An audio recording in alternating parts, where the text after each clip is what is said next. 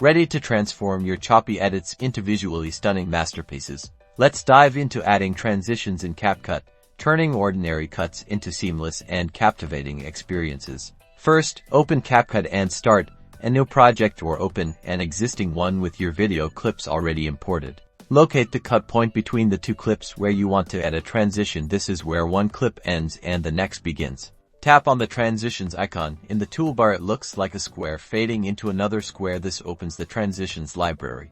Explore the wide array of transition options available. You'll find everything from simple fades to dynamic wipes and stylish slides. To apply a transition, simply tap on the one you want to use. You'll see it automatically added to the cut point between your clips. For example, let's select the fade transition.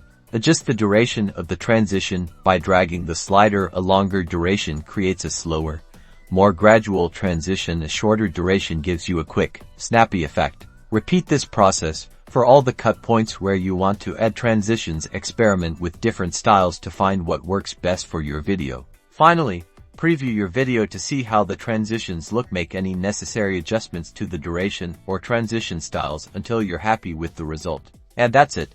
You've successfully added transitions in Capcut. Now, export your video and share your newly polished masterpiece with the world.